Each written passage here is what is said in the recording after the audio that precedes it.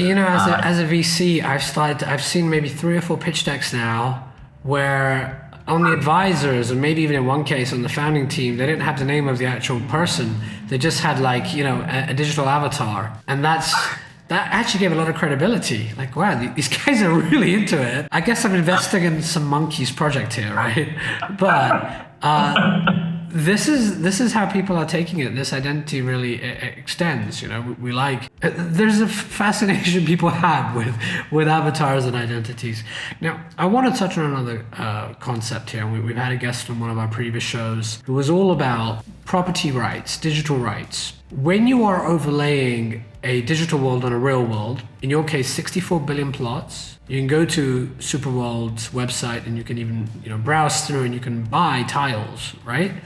Well, hold on. Are you telling me I can I can own the Eiffel Tower? I can own Google's headquarters? This sounds like a disaster waiting to happen when it comes to lawsuits and property rights. What's your thoughts on all of this? And what's the answer to this? Yeah, so to be clear, in SuperWorld, again, we've created a virtual overlay of the real world, right? And we've divided that overlay into 64 billion plots of land, 100 meter by 100 meter. So when you buy those plots, you do not get ownership of the physical, property or land on top of the surface of the earth. What I'm doing is blocking out a block of land on top of the real world, virtual land, right? And so, when you buy a virtual block of land, whether it's in your neighborhood or whether it's in Paris, encompassing the Eiffel Tower, for you to understand where that block is, we tell you, hey, this is where the Eiffel Tower is, or this is where the White House is, or this is where,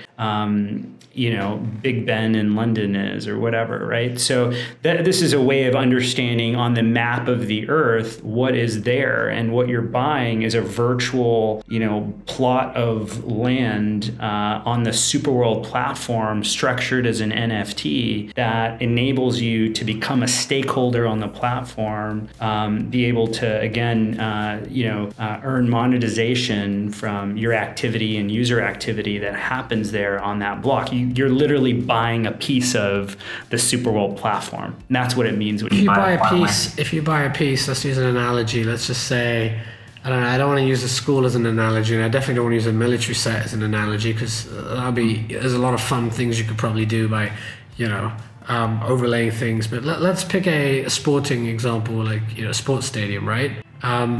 If I buy a plot of land for like a sporting area that belongs to a certain team, who gets to control what's displayed in that plot of land that I just bought online or in the virtual reality?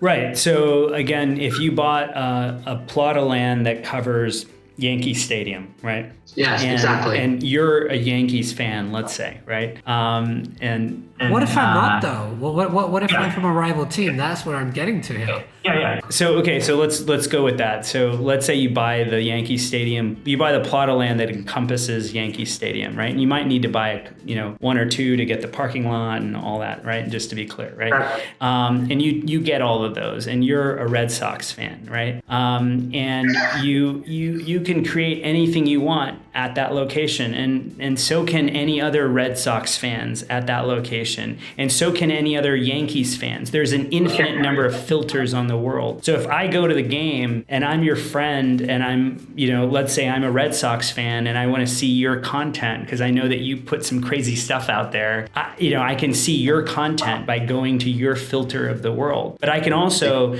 go to the Boston Red Sox filter and see what they're doing, the official, let's say, content that they're placing at Yankee Stadium. Or I could, if I was a Yankees fan, I might never want to see your content. I don't care. I want to see what the Yankees are showing me, or my favorite players are showing me, or what my favorite fans of the players are showing me, right?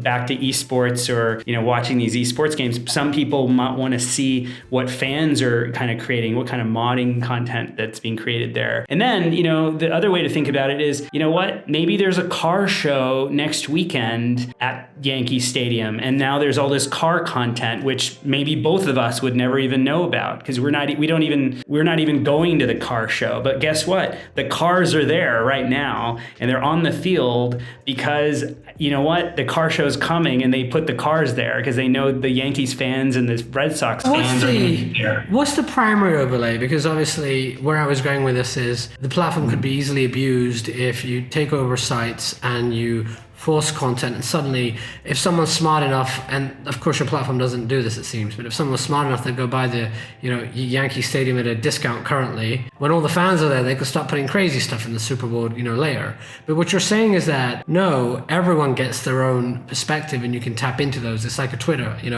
yes, when you go to Twitter you can see a curated feed, and I'm sure you can see like the official, there must be some linkage, right, to see the official property owner's virtual representation, but you can also go and browse through and click on people's content. Is that right? 100%. That's exactly right. So I have if I don't want to see anything, I don't have to see anything either. I can just see a clock. So why buy? Why buy? Like the real estate folks are wondering, I'm going to buy this plot of land like a parking lot because when COVID happens, I can sell that site to the government and we can do testing.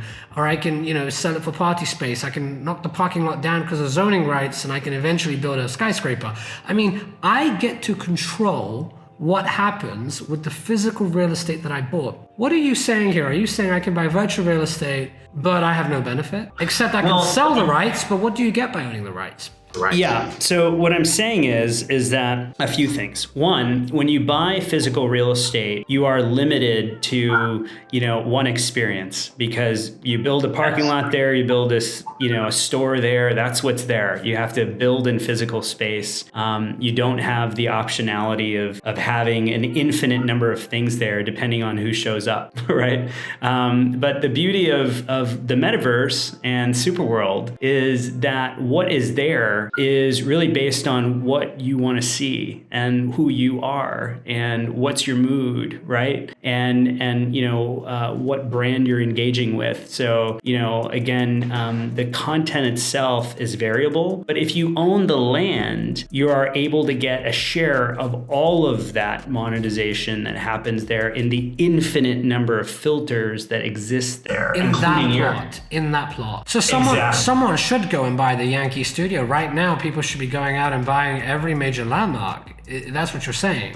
And that's what's happening, right? So people are buying, everyone has different kind of interests. Some people buy stadiums, some people buy downtowns, some people buy vacation places, some people buy historical places, some people buy their homes or residential places because, the content can be viewed anywhere. These infinite number of filters can exist in your house too, right? Or if you live in a skyscraper, there's lots of people that live in a very dense, verticalized structure. So again, that even further kind of, causes more and more filters to be created because you're buying a future revenue stream of all commerce activities and any transactions that happen in that plot of virtual land. That's the business model. That's the future, cash flows that you're buying when you buy the plot. Yeah, the best way to put it is you're a stakeholder on the platform. You're literally buying part of the physical.